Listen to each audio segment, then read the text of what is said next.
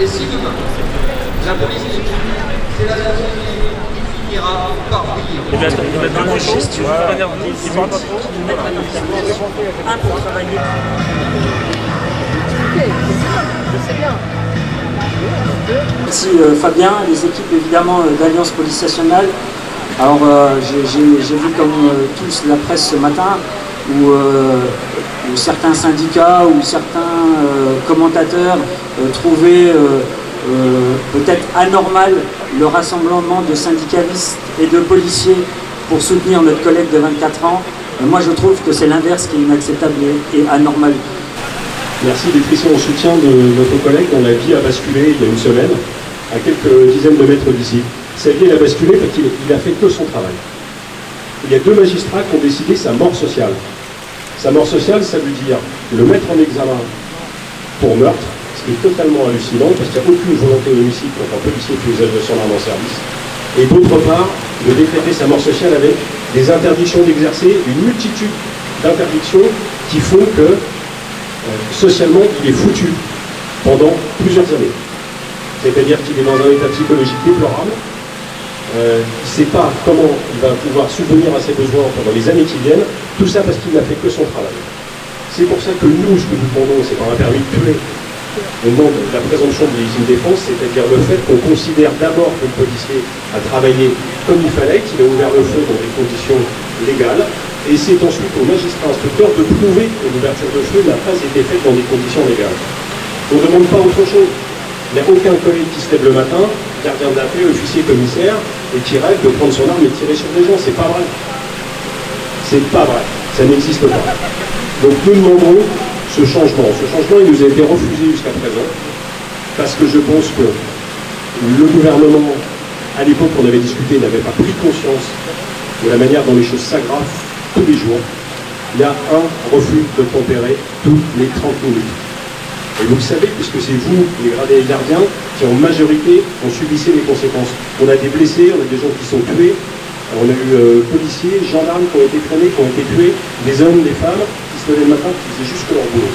Voilà, donc nous, tout ce que nous demandons, et encore une fois, je crois qu'on a nos camarades policiers aussi qui sont là, toute la police nationale est là pour défendre nos camarades. Il faut qu'on change impérativement la législation sur cet aspect-là. On mettra la pression s'il faut mettre la pression. Moi, je sais qu'on peut compter sur Alliance pour mettre la pression, sur nos camarades de l'UNSA aussi. Et je pense qu'on est en capacité de changer les choses, parce que vous savez que les choses vont s'aggraver, que nos conditions d'exercice au quotidien vont s'aggraver. Elles vont s'aggraver non seulement tous les dimanches, mais elles vont s'aggraver aussi au quotidien, dans les quartiers populaires, là où on a du mal à faire notre boulot, et là où on se défonce pour défendre les plus faibles d'entre nous. Voilà. Donc merci encore de votre mobilisation. Sachez que tout le monde est avec ce collègue, toute la hiérarchie aussi, on est tous concernés et il n'y a qu'une seule police, et cette police elle est là aujourd'hui. Merci.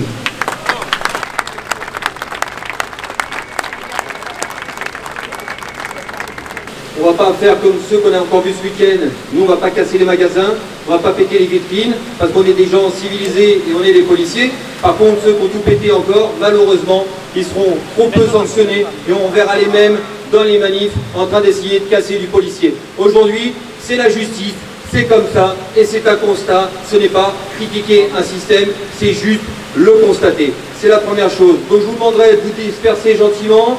Encore une fois, merci d'avoir été présents. Vous êtes bien plus nombreux que ce que nous pouvions espérer, surtout en période de congé scolaire et avec une si faible en termes de timing de mobilisation. Il vous reste, pour ceux qui n'ont pas mangé, parce que je sais qu'il y en a qui sont venus directement, quelques centaines de sandwichs ici à droite, et vous pouvez repartir, en espérant qu'il y en ait pour tout le monde maintenant, mais vous pouvez repartir, en tout cas pour ceux qui l'aient, avec un sandwich.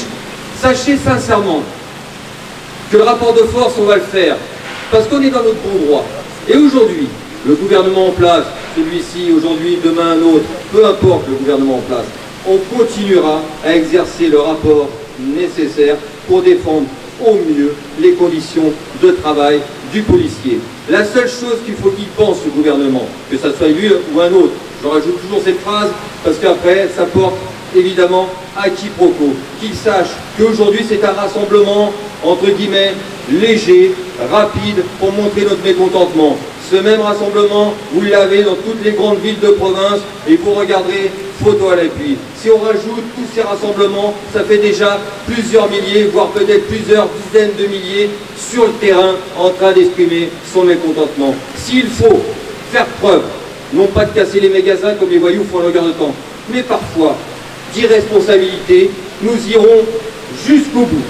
Pourquoi? Parce que ce n'est pas nous les irresponsables, c'est le gouvernement en place et les politiques en place qui laissent les policiers passer au pilori à longueur de temps et faire en sorte qu'on se fasse insulter, agresser, molester en toute impunité. Je vous remercie d'avoir été présent et malheureusement à très bientôt parce que le combat va continuer. Merci à vous.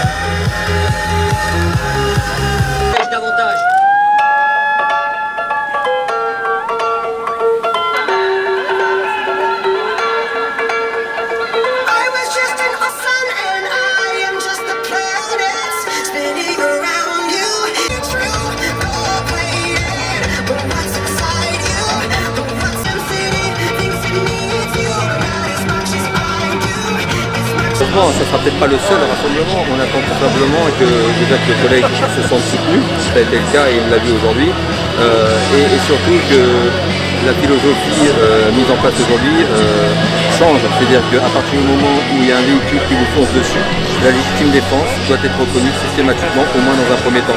Le signal qui est donné aujourd'hui avec la qualification de meurtrier, c'est le plus mauvais signal qu'on pouvait donner. Encore une fois, on dénigre le policier, encore une fois, on dit même que le policier, je sais pas, il s'est fait le matin en décidant de tuer quelqu'un, et ouais, mais personne ne le pense, mais la justice, elle arrive à trouver de telles qualifications, alors que peut-être qu'on aurait pu en trouver d'autres, et notamment reconnaître cette légitime défense. Bien entendu, l'indépendance de la justice existe. Bien entendu, elle est là pour faire une enquête et après travailler sur le dossier.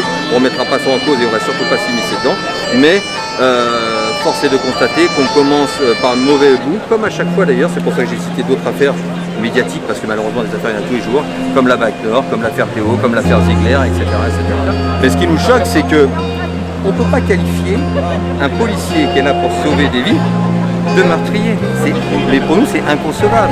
C'est même heurtant, et mes collègues, aujourd'hui, il y a ce mal-être ambiant et il y a une incompréhension totale. C'est-à-dire, imaginez-vous, une voiture vous fonce dessus. On a une fraction de seconde pour répondre à de tels actes. Il utilise son arme, il y a un drame, il ne faut pas remettre en cause le drame, et c'est triste, il y a des personnes décédées, quelles que soient les personnes, encore une fois.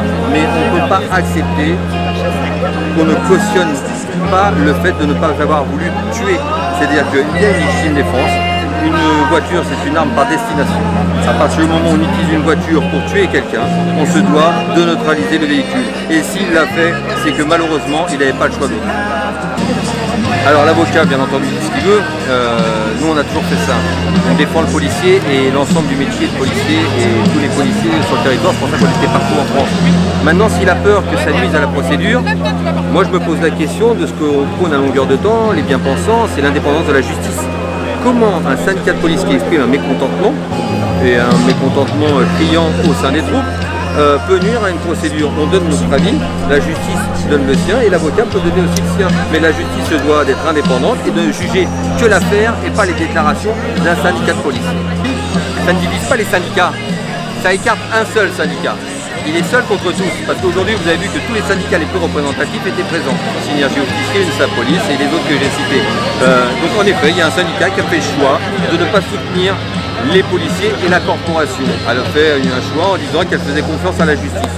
Nous aussi on fait confiance à la justice à partir du moment où on part sur des bonnes bases de départ et qu'on donne le signal envers les policiers. Peut-être que idéologiquement ce syndicat est poussé avec d'autres syndicats de la magistrature notamment à ne pas prendre ça. Nous on n'est pas dans la politique politicienne, on est dans la politique syndicale et nous notre rôle, j'appartiens à personne, c'est de défendre les policiers. Et contrairement à ce qu'on peut faire croire et contrairement à ce qu'on peut nous dire, on n'appartient à aucun parti politique et aucune réunion extra-professionnelle. On est seul indépendant et c'est pour ça qu'aujourd'hui on peut dire tout haut ce que beaucoup et la majorité pensent tout bas. Dans quelques mois, les élections professionnelles, elles sont encore assez loin quand même, il y a 8 mois. Si on avait fait un rassemblement un mois avant les élections professionnelles, on aurait pu nous targuer de dire qu'on avait un enjeu électoral. Ça ne nous empêchera pas peut-être d'en faire un mois avant, au vu de la situation qui malheureusement va continuer à se gangréner et on va se retrouver dans des situations plus que complexes. Maintenant, les élections professionnelles, ça ne nous inquiète pas. Les collègues jugeront, ils voteront en leur âme et conscience. On ne donnera pas de consigne de vote comme on a fait pour les présidentielles. Et ils regarderont sur le mandat des syndicats qui défend réellement le policier, qui prend ses positions entre guillemets fermes sur le sujet et qui d'autres font des consensus mous et se retrouvent dans des situations ambiguës qu'ils n'arrivent même plus à expliquer eux-mêmes. Mais malheureusement, j'espère qu'il ne faudra pas des drames parmi les policiers pour qu'on arrive à un changement qui existe normalement déjà, c'est-à-dire que l'application de la loi tout simplement. La légitime défense, elle existe dans la loi sécurité publique. À partir du moment où elle existe, il faut juste la mettre en application. Vous avez un véhicule qui vous fonce dessus, la légitime défense doit être reconnue. Ensuite, l'heure du temps de l'enquête et autres, ça bien entendu, il doit avoir lieu et l'indépendance de la justice doit rester en l'état. Cependant, le signal qui a été donné encore une fois, il n'est pas en faveur du policier et encore une fois, c'est le policier qui a été mis au pilori. Ce qui existe, c'est qu'il y a des politiques, et nombreux et une majorité, disent tout simplement que nous avons raison, et qu'il faut défendre les policiers et qu'ils comprennent, avec nos mots évidemment, notre position. Nous, on ne demande pas qu'ils nous comprennent, on demande juste qu'ils fassent en sorte d'appliquer les choses et qu'il y a des lois, notamment la présomption de légitime défense, qui soient appliquées pour que le policier puisse récupérer le pouvoir qu'il avait, simple policier qu'il est, et au final, aujourd'hui, il se trouve amoindri, dévalorisé, pas respecté et mal considéré. Pourquoi c'est pas appliqué cette loi alors? Parce qu'aujourd'hui, on achète une paix sociale qui ne fait que dégénérer et en disant les choses comme on les dit aujourd'hui, on ne va faire que amplifier un système qui existe déjà, c'est-à-dire l'impunité. Et comme on dit au niveau posture, que c'est une posture qu'on est proche de l'insurrection du chaos, malheureusement le citoyen le voit, que tout est permis, que les fondamentaux on les a perdus et que les notions aussi. On demande tout simplement d'arrêter de vouloir faire plaisir à 100% de son électorat parce que ça n'existe pas. Un président ne sera jamais élu à 100% des voix, qu'il s'occupe déjà de la majorité des citoyens parce que derrière un policier c'est aussi un citoyen et tous les citoyens constatent que la situation dégénère.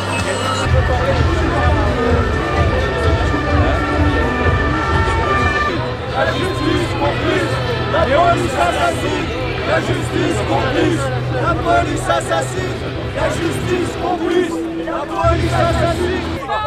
Restez sur le trottoir, s'il vous plaît.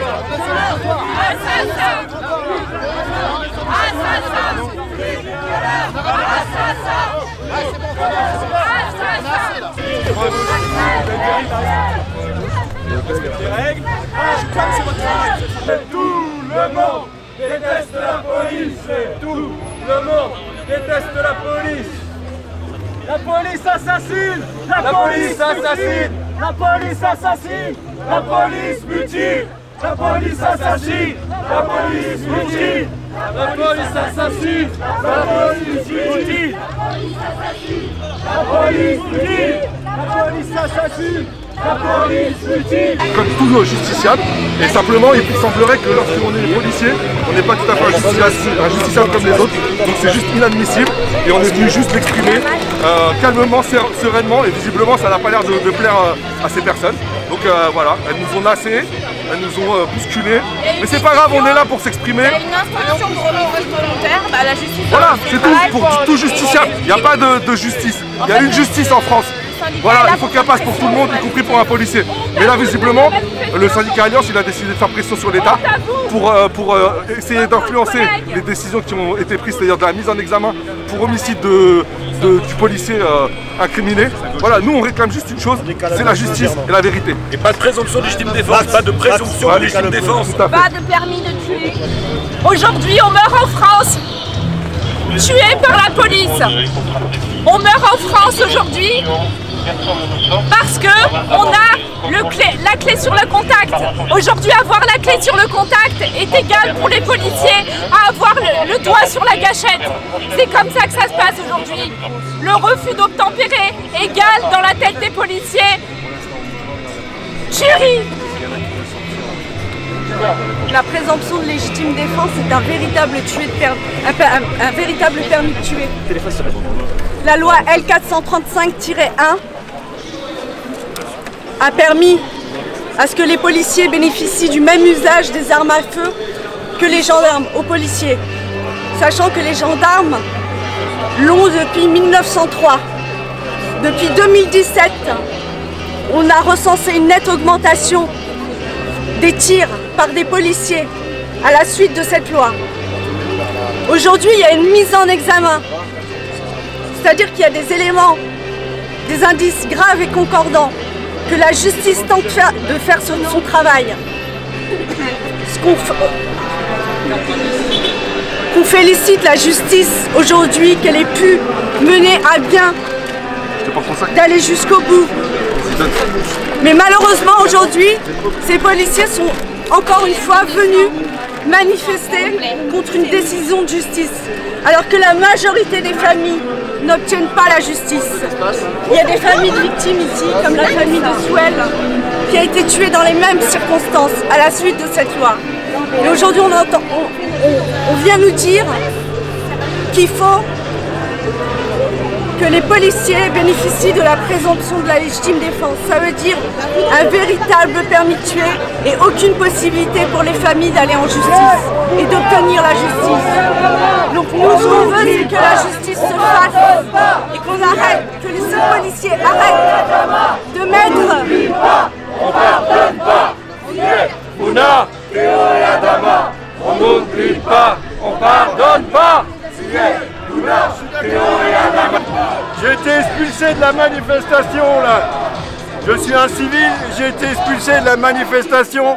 Je proteste contre le laxisme pénal et le laxisme du ministère des Finances sur les détournements des comptes bancaires de copropriété. J'ai été invité par Alliance à venir. Théoriquement, la manifestation est autorisée aux civils. J'ai été expulsé 2 fois, simplement pour le port de cette pancarte.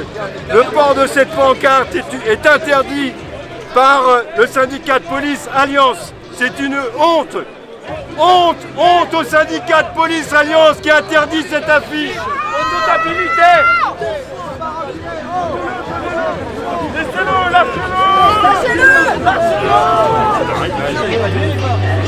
Écoutez, il y a des collègues qui se manifestent. Est-ce qu'on peut manifester? Même moi. Ça doit être fait. D'accord.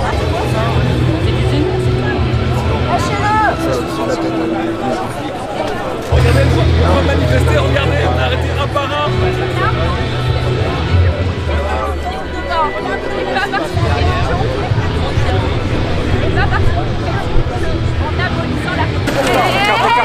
Là les gars, c'est bon, c'est bien.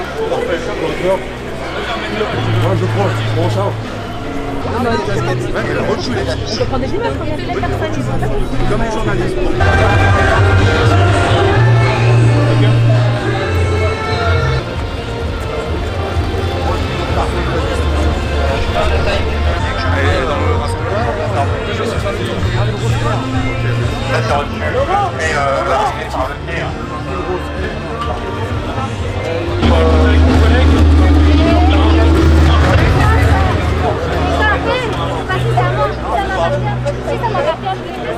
Vas-y, amène-la. On le rendra après. Ah bon, vous allez donner, madame, venez avec nous. Arrêtez de faire esclave. Faites esclave. Calmez-vous là, calmez-vous. Faites pas des grands gestes. Et après, vous faites pas des grands gestes. Allez là. Moi, j'ai envie d'avoir ma pancarte. Un homme n'a pas à tenir une femme comme ça. Allez, madame, venez. Allez, venez avec moi. Moi, j'ai envie d'avoir ma pancarte. Je vais vous accompagner. Madame, calmez-vous, madame. Faites pas des grands gestes. Allez, moi j'ai envie de ma pancarte. Ma pancarte. Ma pancarte.